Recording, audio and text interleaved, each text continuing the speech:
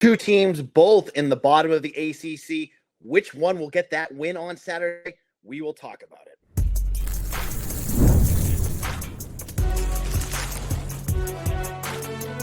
You are Locked On College Crossover, part of the Locked On Podcast Network. Your team every day. Hello and welcome to a Locked On crossover episode between Locked On Boston College and Locked On Syracuse. I'm your host, AJ Black. Today's show is brought to you by FanDuel. Make every moment more with FanDuel. Right now, new customers can bet just $5, and if your bet wins, you'll get $300 in bonus bets to use across the app. Download the app today. On today's show, we're going to get predictions. How does either team win this game? Someone's got to win it. Storylines for the game, and we'll get into the sadness bowl between two teams that are really struggling. And to do that, we have Locked On Syracuse host Jackson Holzer here. Jackson, how's it going? It's going better than these football teams. Let's say that. Are you sure that somebody has to win this game? Can we end it in a tie? I feel like we could have gone with this game just being a truce for the season and just end it. You know, like no one needs to play this game. Everyone's hurt. No one is here.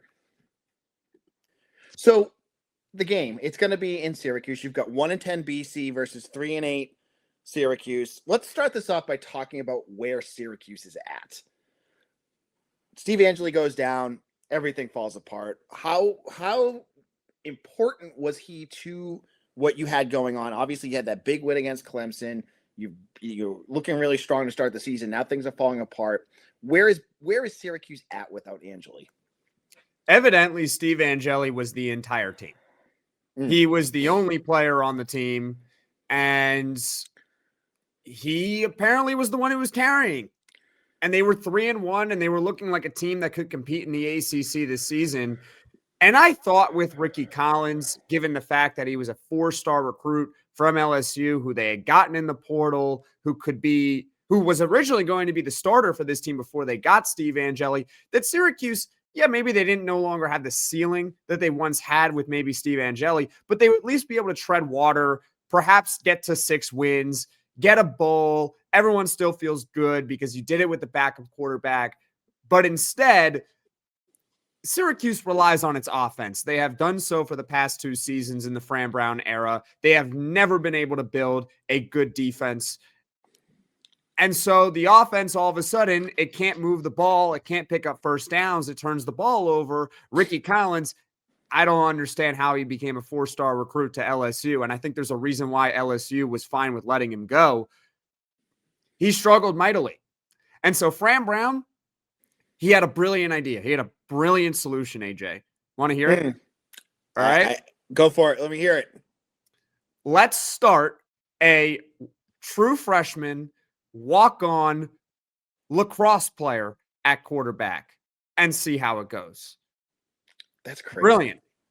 That is genius right there. That is true coaching genius.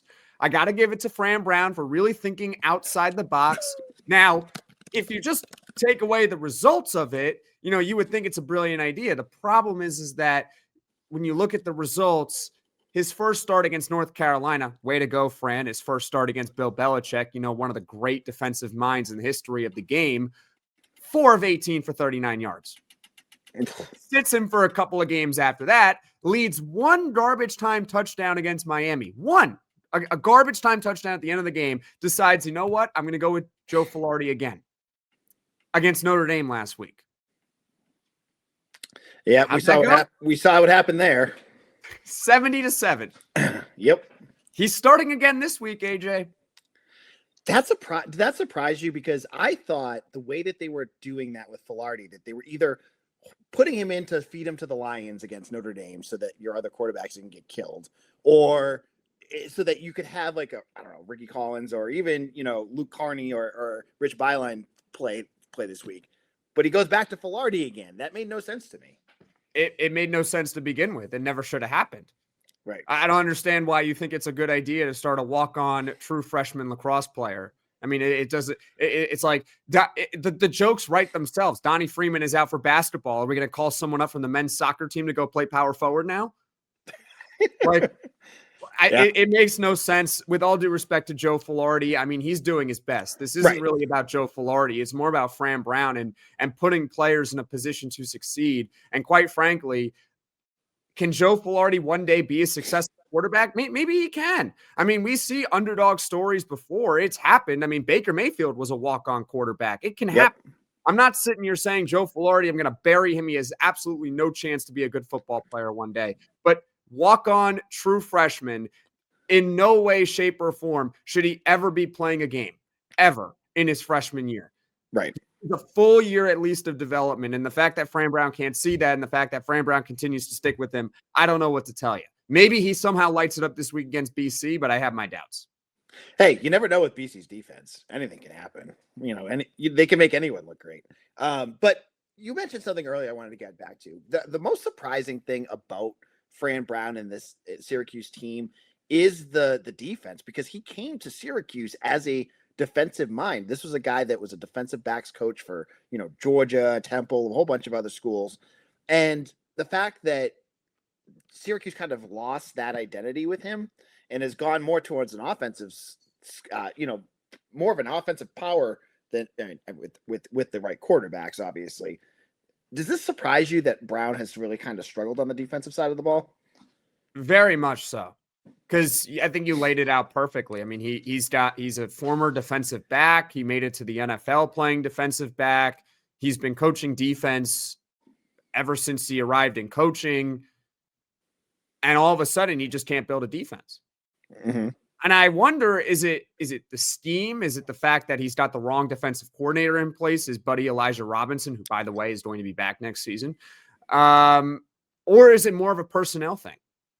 Maybe it's that he knows how to get an offense running, even with personnel that might not be 4 or 5-star talent. But when it comes to defense, he can't build a defense unless you give him more talent. So I guess we'll find out next year. But it's been one of the more surprising things in the Fran Brown era, which is, okay, if you give him a good quarterback, he's going to cook up an elite offense. And not just, a good offense. No, one of the best offenses in the country. Steve Angeli was quite literally leading the nation in passing before he got injured.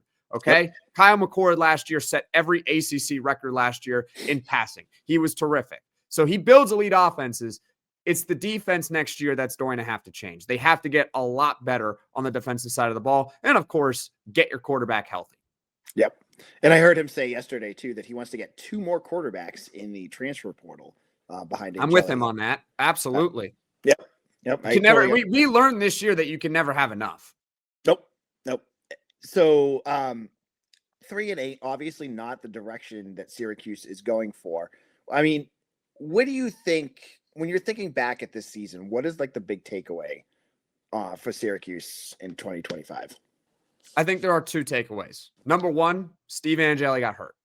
I do believe that if Steve Angeli were healthy, that this team would at minimum be a bowl team this season. Yep. It was a tough schedule on paper going into the year, but just the way that the team was trending, the way that the offense was humming, I do believe that Syracuse would have been able to pull out some games that they maybe weren't expected to win, and therefore they would have gotten at least 6 wins. And so we would have looked at it and say it's a young roster, young team, but with a good quarterback, we were still able to make a bowl. There's momentum for next season. So number one takeaway is Steve Angeli got hurt. But the number 2 takeaway is you got to get better everywhere else on the roster, because it's not just that Steve Angeli got hurt. It's the fact that the entire team since then has completely crumbled. I mean, how many players on Syracuse this season have legitimately played well?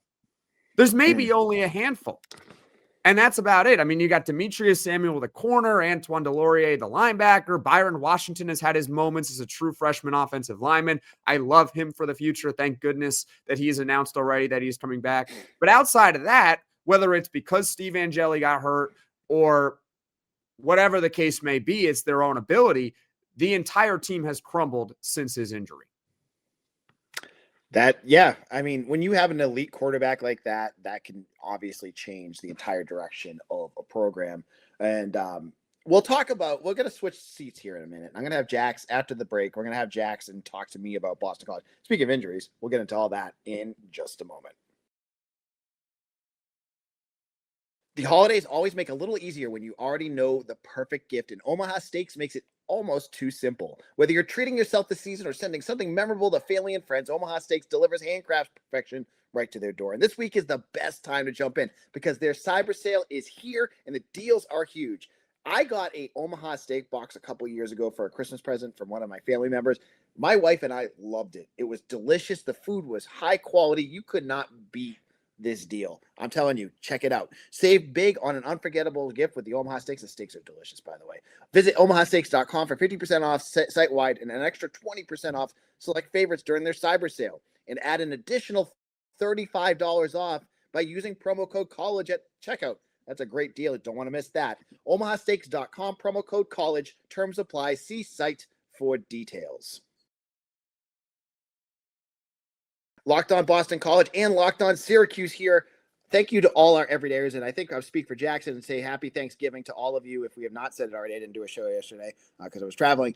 And thank you to our everydayers. Thank you to all of you who have also made Locked On Boston College and Locked On Syracuse your first listen every day.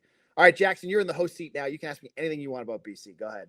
Sure. Well, your team is currently sitting here dead last in the ACC. You're the only team that's currently ahead of Syracuse right now at 1-10. So ha ha ha, Syracuse is that much better than you guys. I'm just kidding. Actually, you can't hurt me. I'm already dead. You can't hurt me either. Honestly, you gotta embrace the sadness bowl as you have laid out already for us. So why has this season gone south?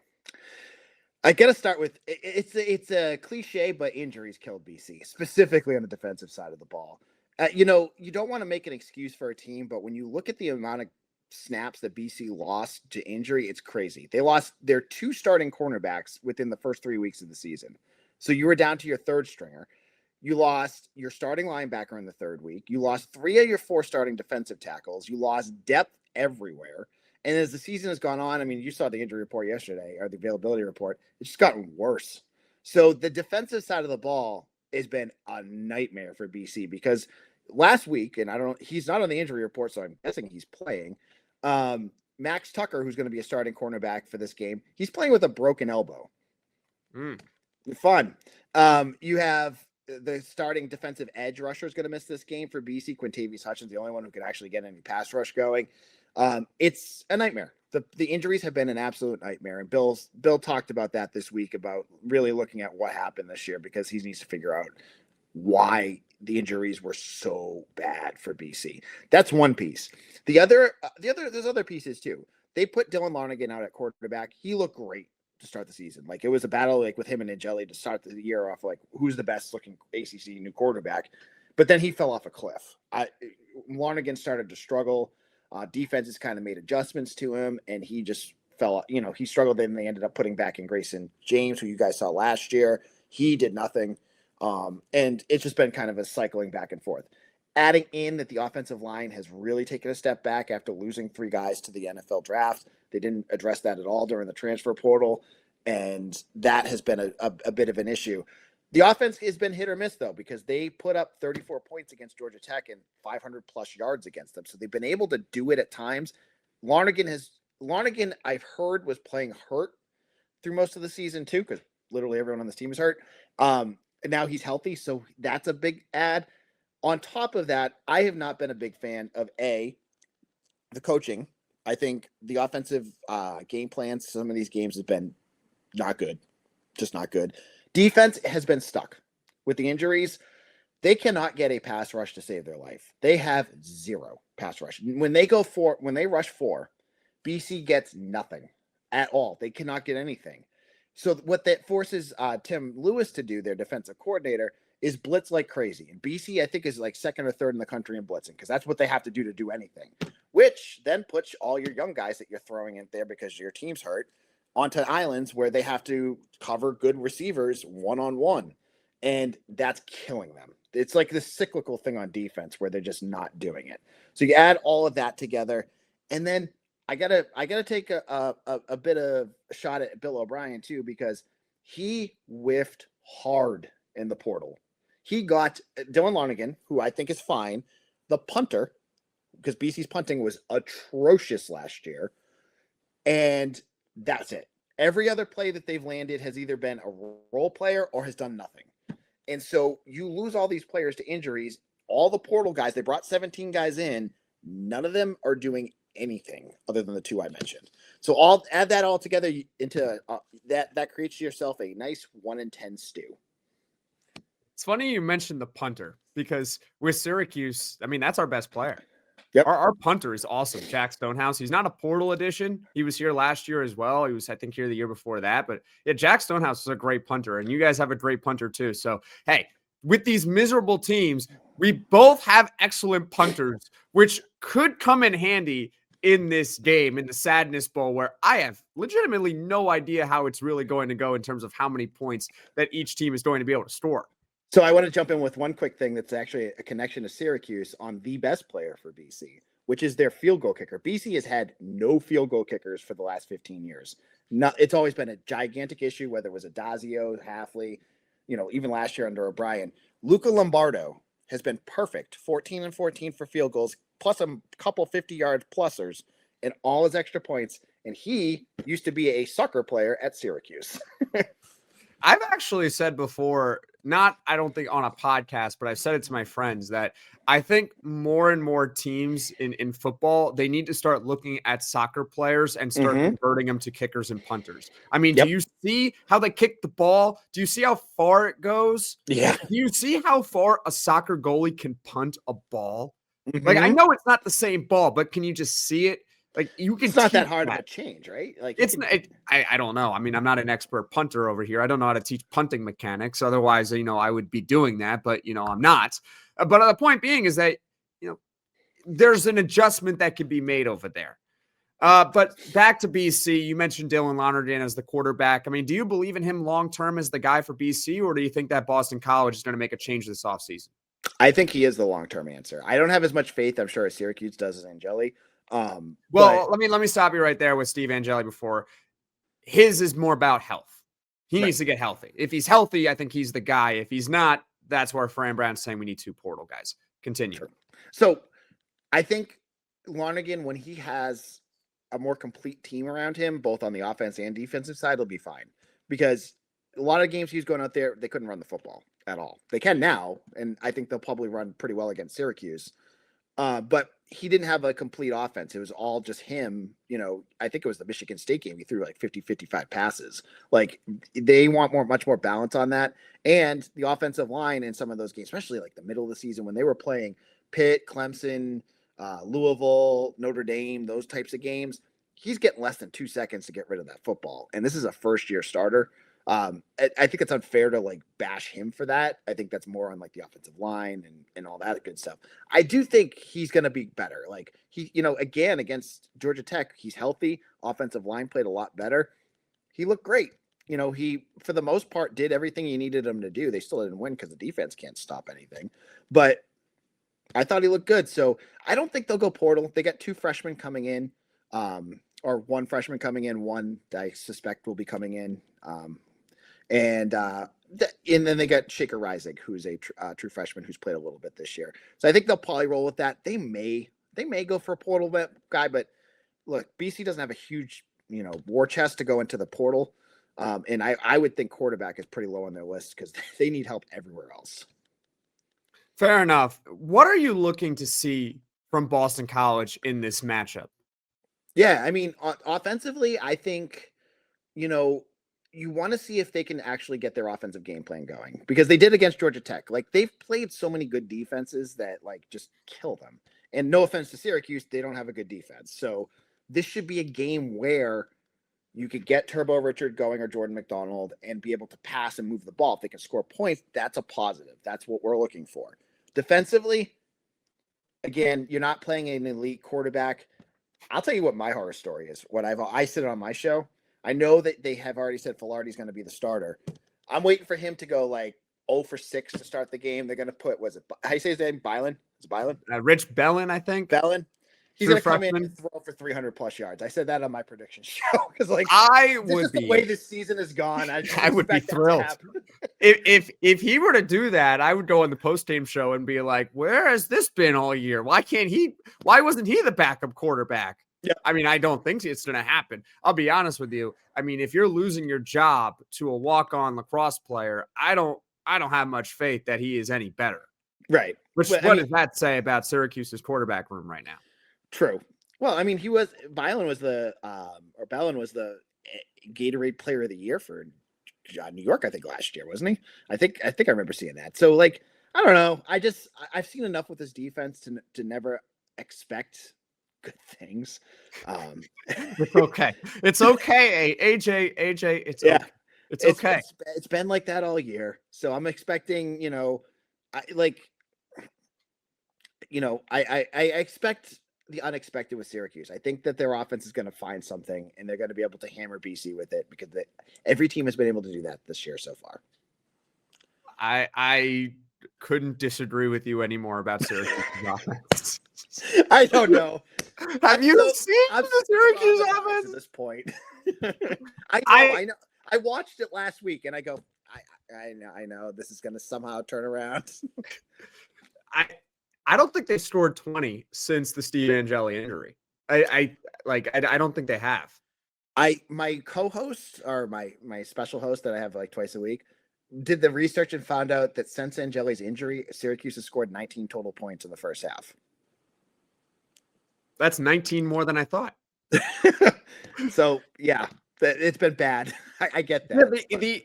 Yeah, I think you can count on one hand how many offensive touchdowns Syracuse has since the Angeli injury that weren't in garbage time, that were like meaningful touchdowns. Like, oh, this was a big touchdown. There was like a couple that they had in the Pitt game that were somewhat meaningful. Yep. SMU, they had a meaningful touchdown. I'm struggling now. It's hard to remember all the touchdowns because it's just they don't have any. So you know what this game makes me think of? It reminds me of, was it 23? I think it was. We're at Syracuse, and you started Carlos Del Rio Wilson. Is that his name? Yeah, that game is. Who's absolutely lighting it up. I looked up his stats the other day. I was like, wow, you guys probably wish you still had him. He's got App State, I think, or something like that. No, he's at Marshall. He was Ricky Collins before Ricky Collins. Yeah. That was Carlos Del Rio Wilson. Yeah, and even that game where when Syracuse came in with no expectation on their offense, it took Tommy Castellanos like a miracle touchdown at the end of the game to win that one. So I have I feel no confidence at all in this game. Either way, I don't know what the heck's going to happen. I just know it's going to be ugly. And I love that it has ACC championship implications for teams, which is so insane. I don't think it's actually going to come to that because if you actually look at all the tiebreaker scenarios, every team needs like this, and this, and this, and this. And then you get to the Syracuse-Boston College game for what, like common opponents or something like that, I guess. Yep.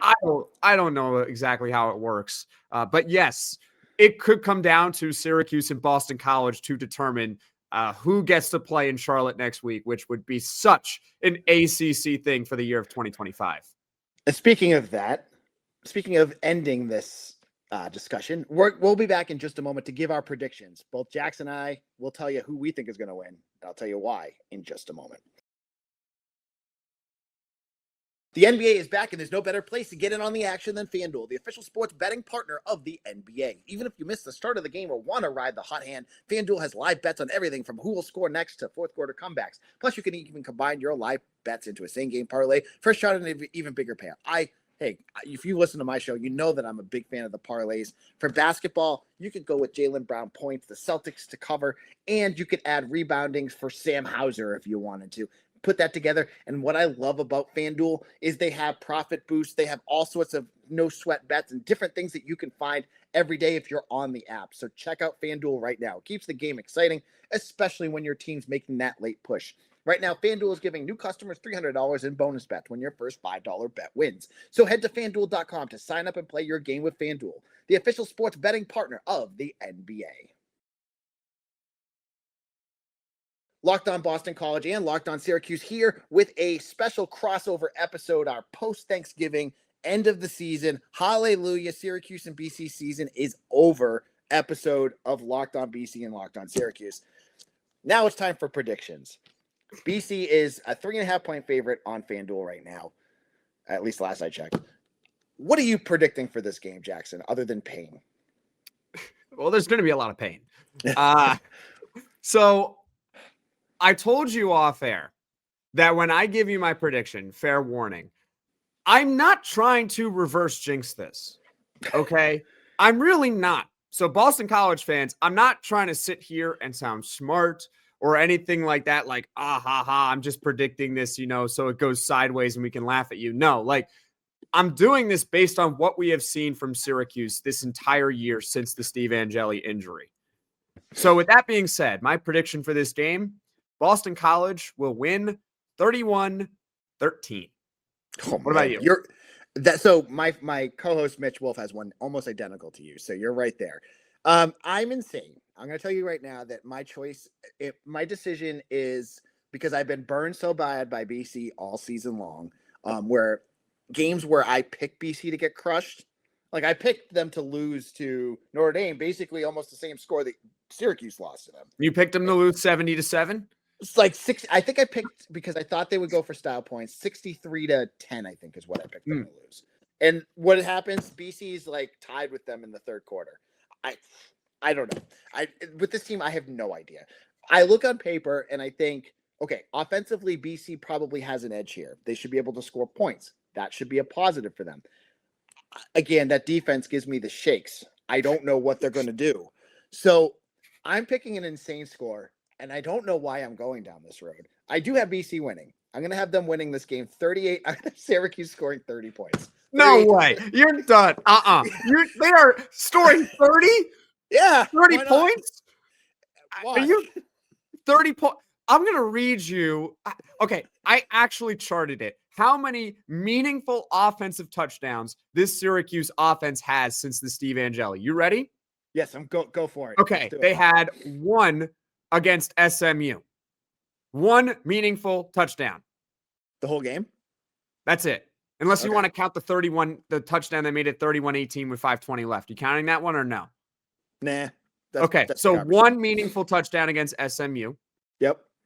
You had one meaningful touchdown, or wait, let me look at the Pitt one. I think it's two meaningful touchdowns against Pitt. I'm going to count one with 6 minutes left that made it a 10-point game. So now you have three meaningful offensive touchdowns for Syracuse since the Steve Angeli injury.